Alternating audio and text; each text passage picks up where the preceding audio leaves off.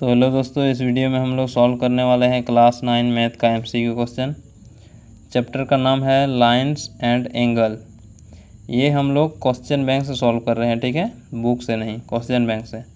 इसमें हम लोग 61 से लेकर 70 तक के क्वेश्चन सॉल्व करेंगे।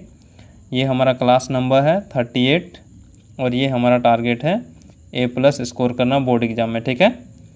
तो चलिए क्लास को कंटिन्यू करते हैं, ठीक है। तो यहाँ देखिए क्वेश्चन नंबर 61।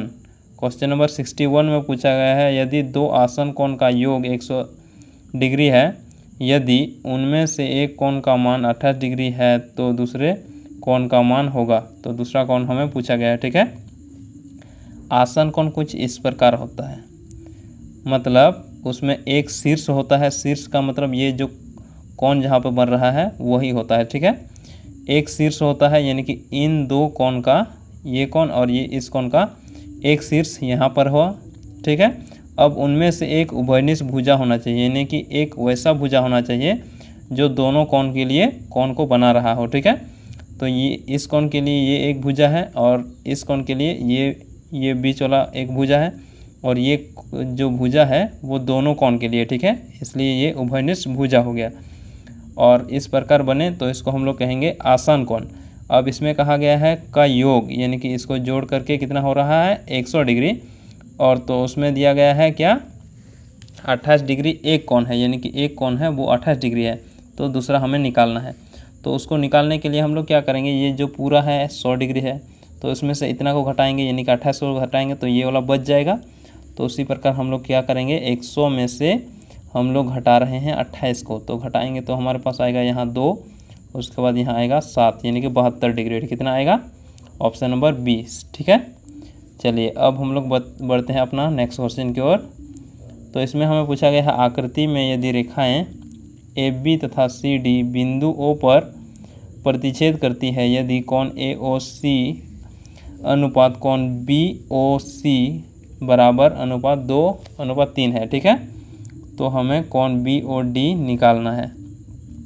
तो यहाँ देखिए ये हमें दिया गया है ये कोण और इस कोण का अनुपात, ये 3 और ये 2।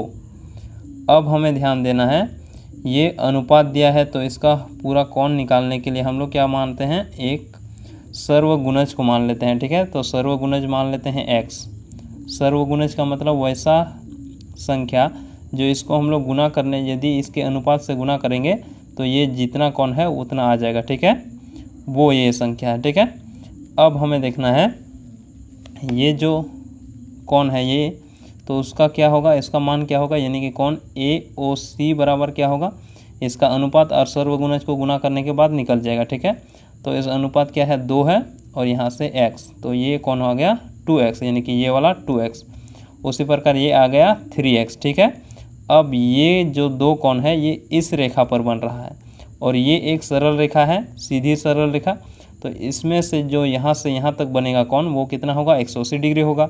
और यहाँ से यहाँ कोण ये वाला कोण और ये वाला कोण जोड़ करके बन रहा है, ठीक है, यानी कि 2x + 3x बराबर 180 डिग्री हो रहा है।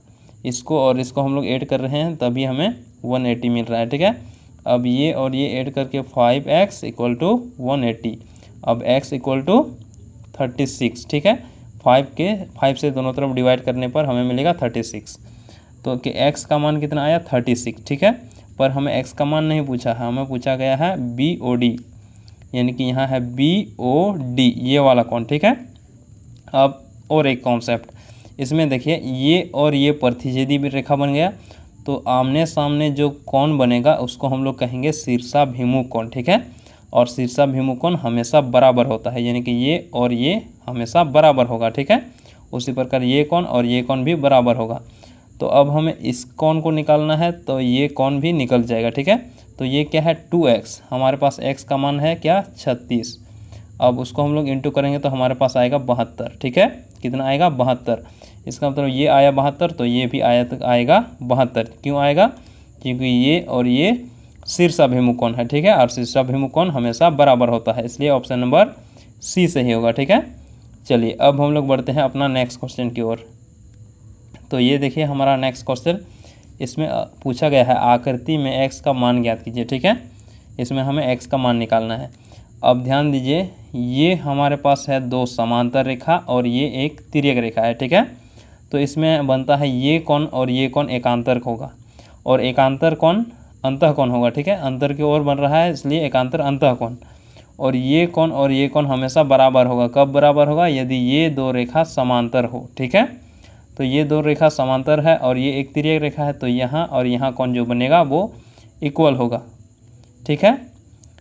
वो कोण क्या होगा? इक्वल होगा। अब हमें देखना है ये कोण x के बराबर होगा, क्योंकि ये x के बराबर है तो ये भी x के बराबर है।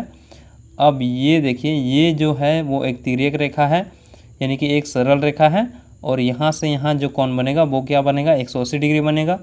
उसी के अनुसार हम लोग को निकालना है, तब ये वाला कोण x का मान निकालना है। तो x का मान निकालने के लिए हम लोग क्या करेंगे? x प्लस 130 डिग्री, ये वाला कोण मिलके बन रहा है 180 डिग्री, ठीक है। यहाँ से यहाँ तक 180 डिग्री। अब हमें x का मान निकालने के लिए इसको हमें इधर लाना है, तो उसको उधर लाएंगे तो माइनस में आ जाएगा 130। अब ये घट के x इक्वल टू कितना आएगा? 50 डिग्री, ठीक है। तो x का मान ऑप्शन नंबर बी सही होगा, यानी कि 50 डिग्री, ठीक है। चलिए अब हम लोग बढ़ते हैं अपना नेक्स्ट क्वेश्चन की ओर। तो यहाँ देखिए क्वेश्चन नंबर 64। इसमें पूछा गया है यदि दो रेखाएं एक दूसरे को प्रतिच्छेद करती है तो शीर्षाभिमुख कौन होता है? तो शीर्षाभिमुख हम लोगों ने नेक्स्ट क्वेश्चन में देखा किस प्रकार, यदि दो रेखाएं प्रतिच्छेद करती है तो ये कोण और ये कोण शीर्षाभिमुख कौन होगा? ये कोण और ये कोण भी शीर्षाभिमुख होगा, और ये हमेशा बराबर होगा, ठीक है। क्या होगा? इक्वल टू होगा, यानी कि ऑप्शन नंबर ए सही है। चलिए अब हम लोग बढ़ते हैं अपना नेक्स्ट क्वेश्चन की ओर। तो ये हमारे पास क्वेश्चन है 65, ठीक है। इसमें हमें पूछा गया है नीचे दी आकृति में निम्नलिखित में से कौन से संगत कोण है? क्या पूछा गया है? संगत कोण, ठीक है। तो देख लीजिए कौन वाला संगत कोण है। इसमें देखिए क्वेश्चन नंबर संगत कोण। संगत कोण का मतलब होता है ये कोण और ये कोण संगत कोण होगा। उसी प्रकार ये कोण और ये कोण भी संगत कोण होगा। उसी प्रकार ये कोण और ये कोण संगत कोण, ये कोण और ये कोण संगत कोण, ठीक है। तो इस युग्म में जो भी है उसको हम लोग कहेंगे संगत कोण, ठीक है। तो यहाँ देखिए संगत कोण हमें दिया गया है ये वाला, यानी कि P और W, ये क्या आ गया? संगत कोण, ठीक है। P और X है, यानी कि P यहाँ है और X यहाँ है, यहाँ कुछ कोण नहीं बन रहा है। उसी प्रकार कोण P और Z, ये वाला P और ये वाला Z नहीं हो रहा है, ये वाला ऑप्शन सही है, ठीक है। चलिए अब हम लोग बढ़ते हैं क्वेश्चन नंबर 66 की ओर। क्वेश्चन नंबर 66 में हमें पूछा गया है नीचे दिए गए चित्र में निम्नलिखित में से कौन एकांतर अंतःकोण? एकांतर अंतःकोण का मतलब यहाँ देख लीजिए, एकांतर अंतःकोण का मतलब होता है एक ही ओर के एकांतर कोण। तो एकांतर कोण मतलब अंदर की एकांतर कोण है अंतःकोण। तो यहाँ देखिए एकांतर ये कोण और ये कोण एक ही एकांतर अंतःकोण होंगे, ठीक है। और ये कोण हमारा एकांतर अंतःकोण होगा। तो देख लीजिए ऑप्शन में कौन वाला सही है, ठीक है। WR ये कौन होगा? एकांतर अंतःकोण। S और X यहाँ तो नहीं है, ठीक है। तो ऑप्शन में शायद यहाँ मिस्टेक किया गया है, ठीक है। ऑप्शन में यहाँ मिस्टेक किया गया है। यहाँ ऑप्शन सही ऑप्शन कौन वाला होता? ऑप्शन कौन S और कौन X ये होता, या तो कौन R या कौन W, ठीक है। ये हो जाता, ये हमारे पास होता क्या? एकांतर अंतःकोण, ठीक है। तो चलिए अब हम लोग बढ़ते हैं अपना नेक्स्ट क्वेश्चन की ओर। तो यहाँ देखिए क्वेश्चन नंबर 67। इसमें पूछा गया है यदि AB समांतर CD और फिर EF लंब है CD पर तथा कौन GFD इक्वल टू 126 डिग्री है, तो कौन EGF का मान होगा? कौन EGF का मान हमें पूछा गया, ठीक है। ये दो रेखा समांतर है, उसके बाद इस पर लंब है ये, ठीक है। किस पर लंब है? ये EF CD पर लंब है, यानी कि EF ये CD पर लंब है, ठीक है। अब यहाँ से यहाँ कौन पूछा गया दिया गया है 126 डिग्री। अब हमें ये वाला कौन पूछा गया है, ठीक है। तो यहाँ देखिए यहाँ से यहाँ और इसको देखिए ये क्या हो गया? एकांतर कोण। ये जो रेखा है ये समांतर हो गया, उसके बाद ये तिर्यक रेखा हो गया, उसके बाद ये जो बनेगा वो एकांतर होगा, यानी कि एकांतर अंतःकोण। और एकांतर अंतःकोण कब बराबर होता है? यदि दो रेखाएं समांतर हो। तो ये रेखा तो दिया गया है हमारे समांतर हैं, तो ये कोण और ये कोण बराबर, यानी यहाँ भी 126 डिग्री कोण बनेगा। ठीक है, अब हमें ये वाला कोण निकालना है। तो इसको निकालने के लिए हम लोग क्या करते हैं, यहाँ देखिए, यहाँ से यहाँ कितना बनेगा 180 डिग्री। अब 180 डिग्री में से 126 को घटा देंगे तो यहाँ वाला कोण निकल जाएगा। ठीक है, तो हम लोग क्या करते हैं, 180 में से हम लोग घटा देते हैं 26 को, तो घटाएंगे तो यहाँ 4 आएगा, यहाँ से हमारा 5 यानी कि 54 डिग्री, ये वाला 54 डिग्री। ठीक है, चलिए अब हम लोग बढ़ते हैं क्वेश्चन नंबर 68 की ओर। क्वेश्चन नंबर 68 में हमें दिया गया है यदि नहीं, आकृति है। आकृति में यदि ए बी समांतर सी डी है तो कौन, तो एक्स का मान हमें निकालना है। ठीक है, ये समांतर ये, और हमें एक्स का मान निकालना है। ठीक है, अब ध्यान दीजिए, ये कोण और ये कोण एकांतर हो गया और एकांतर बराबर होगा, यानी कि ये भी एक्स के बराबर होगा। ठीक है, अब यहाँ देखिए, ये कोण इस दो कोण मतलब इस रेखा में बन रहा है, ये दोनों कोण, इसका मतलब ये और ये जोड़ करके 180 डिग्री होगा, एक ही रेखा पर बन रहा है इसलिए, क्योंकि रैखिक युग्म कोण है।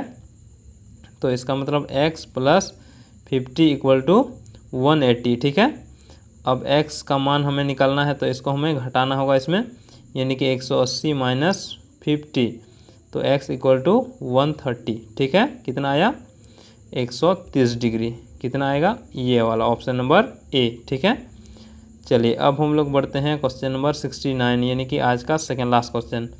इसमें दिया गया है आकृति में यदि ए बी समांतर सी डी है तो y का मान निकालिए। ठीक है, इसमें हमें क्या करना है, y का मान निकालना है। ठीक है, तो ये हमें दिया गया है, ये समांतर ये है और ये एक तिर्यक रेखा है। अब हमें y का मान निकालना है, यानी कि इसका मान निकालना है।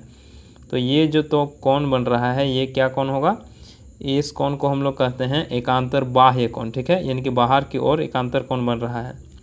तो एकांतर बाह्य कोण भी हमेशा बराबर होते हैं, यदि ये रेखाएं समांतर हो तो ये भी बराबर होते हैं। ठीक है, इसका मतलब ये हुआ कि y = 40 degree, option number B सही है। ठीक है, चलिए अब हम लोग देखते हैं क्वेश्चन नंबर 70, ये हमारा लास्ट क्वेश्चन होने वाला है। तो यहाँ देखिए, आकृति में यदि ए बी समांतर सी डी है तथा x अनुपात y बराबर 2:3 है तो xy + xy का मान हमें निकालना है। ठीक है, x + y का मान हमें निकालना है। तो यहाँ देखिए, ये रेखा हमें दिया गया है समांतर है, ये एक तिर्यक रेखा है। तो एक ही ओर ये कोण जो बन रहा है उसको हम लोग कहते हैं एक ही ओर का अंतःकोण, और एक ही ओर का अंतःकोण का योग यदि रेखाएं समांतर हो तो वो हमेशा 180 डिग्री के बराबर होगा। किसके बराबर होगा, 180 डिग्री। इसका मतलब इस कोण और इस कोण को यदि हम लोग जोड़ेंगे तो हमें 180 डिग्री मिलेगा। उसी प्रकार इधर का योग करेंगे तो हमें 180 डिग्री ही मिलेगा। कब मिलेगा, यदि ये दो रेखाएं समांतर हो, और हमें यहाँ दिया गया है समांतर है। ठीक है, यानी कि ऑप्शन नंबर डी सही होगा। ठीक है, तो उम्मीद करते हैं इस क्लास में जितना भी कॉन्सेप्ट और जितने भी क्वेश्चन कराए गए, आपको सभी कॉन्सेप्ट और सभी क्वेश्चन को अच्छे से हल करना समझ में आ गया होगा। तो चलिए फिर हम लोग मिलते हैं नेक्स्ट क्वेश्चन में। यदि यदि आपको कहीं दिक्कत कर रहा है तो आप हमें कमेंट कर पूछ सकते हैं। ठीक है।